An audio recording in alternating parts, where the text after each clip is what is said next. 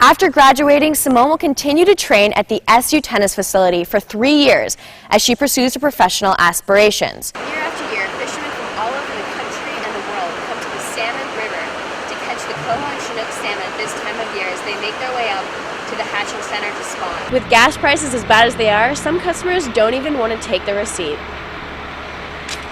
This person paid about $50 for their gas. Out of sight, out of mind.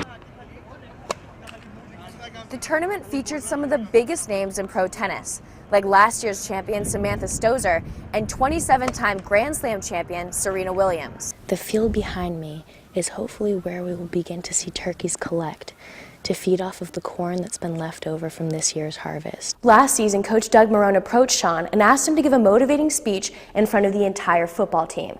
Sean walked in with just a couple of notes written on his iPhone. Video images of George Zimmerman show an injury on the back of the Neighborhood Watch volunteer's head. Take a look at this.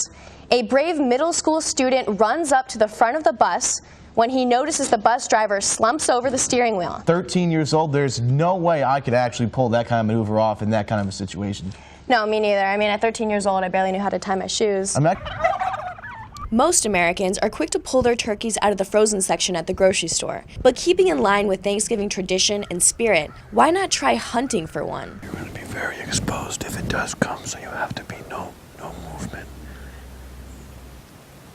You just have to be frozen. Palumbo, a hunting guide in central New York, claims turkeys are one of the hardest animals to kill. Guests typically purchase a 3-day hunting package with him to ensure that they don't go home empty-handed. See, these guys did a pretty good job, but there's still some of these that are dropped, and they'll feed on these for as long as they can until the snow gets too deep. The deer and the turkeys. Local hunters in central New York argue wild turkey doesn't just taste better, but the experience of killing one yourself is more rewarding. I don't know, there's a sense of accomplishment because you got your own. But others can't seem to find the motivation. Well, if I have to, I would. If I have to. I don't want to pick feathers. I'm not helping. No doubt turkey hunting takes time and patience, but the experience might make it worth your while in the end. What I do is I take the breast out, shred it, I'll parboil it, shred it all up, and put barbecue sauce on and let it simmer for half an hour. That's the best way. This is Alessondra Parra, NCC News.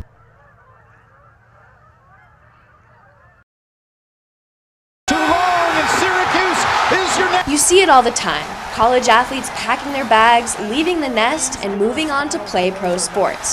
The Denver Nuggets select Carmelo Anthony. That's usually the case in basketball and football. Those players have a greater chance at a pro career if they go to college first. But there's an overlooked sport, women's tennis.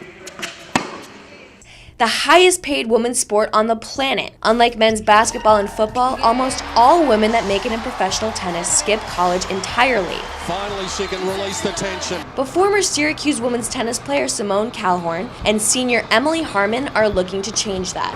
These are athletes, and this is what I want to do, and I've set goals for myself to do. So it's a great experience to be around them, just to see just their level of professionalism and how they play the game. The pair played at the Family Circle Cup in Charleston, South Carolina earlier this month, the largest women's-only tour event in the world. This is our 40th year of the Family Circle Cup. It's actually the longest-running single-titled event in all sports, which is unheard of nowadays. The tournament featured some of the biggest names in tennis, like last year's U.S. Open champion Samantha Stosur and 27-time Grand Slam champion Serena Williams. Calhorn and Harmon received a main draw doubles wildcard and singles qualifying wildcards. While they lost 6-1, 6-0 in doubles to a top 50 ranked team, they showed that they could be competitive with some of the world's best players.